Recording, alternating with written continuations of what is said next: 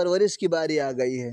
तो अब औरत ये करे ये कि अब ये नमाज़ों की पाबंदी करे, अब ये कुरान पाक की तिलावत की कसरत करे, अब ये हर वक्त पाक व साफ़ रहे, हर वक्त बावज़ू रहे, तो अल्लाह उसके रसूल के ज़िक्र में लगी रहे, तिलावत कुरान में लगी रहे, नमाज़ों की पाबंदी करती रहे, ना तो मनक़बत गुनगुनाती रहे, ताकि इसके पेट में जो है इसके ऊपर बहुत अच्छा असर पड़े, इसके ऊपर अच्छा असर पड़े।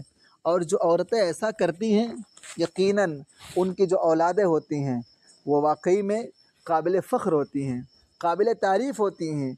वही औलाद जो होती हैं वो दीन को फ़रोग़ देती हैं, दीन को तक़वियत बख्शती हैं और दीन के लिए एक काबिल फ़ख्र शख्सियत साबित होती हैं।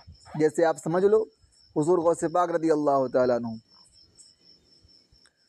सुल्तानुल औलिया, विलायत के बादशाह, वलियों में उनसे बड़ा मकाम किसी का नहीं। जब हुज़ूर गौस पाक रज़ी अल्लाह तआला अन्हु अपनी माँ की पेट में थे, याद रखिए जैसे माँ बाप होते हैं बच्चों पर असरात भी उनके माँ बाप ही के पड़ते हैं। अगर माँ बाप गंदे होंगे तो बच्चों के अंदर भी गंदे असरात पड़ेंगे। अगर माँ बाप नेक होंगे, अगर माँ बाप फर्माबरदार होंगे, अगर माँ बाप हलाल खाने वाले होंगे तो बच्चा भी हलाल खाने वाला होगा। आप याद करें जब हुज़ूर गौस पाक रज़ी अल्लाह तआला अन्हु के वालिदैन की तक़वे का ये आलम कि अब उनके तक़वे पर हम गुफ्तगू है कि जब जहन कच्ची मिट्टी की तरह होता है, जो नक्श एक बार बैठ जाए सारी ज़िंदगी बाकी रहता है, तरबियत का अच्छा इंतज़ाम किया जाए। जैसे दीनी तालीम का अहतमाम, कुरान पाक की तालीम सबसे पहला हक़ है बच्चे का। नमाज की आदत शुरू ही से डालनी शुरू करें और जब 7 साल की उम्र में पहुंच जाए बच्चा तो उसको मार पीट कर नमाज के लिए लेकर के जाएं।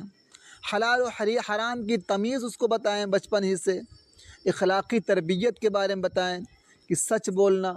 अब बड़ों का अदब सिखाएं, छोटों पर शफ़क़त सिखाएं, सब्र करना बचपन ही से सिखाएं।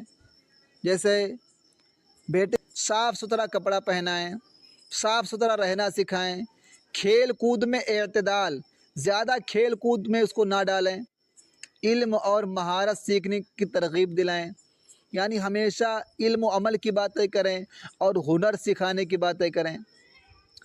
वालिदैन का किरदार इस तरीके से होना चाहिए कि वालिदैन ख़ुद अमली नमूना बने।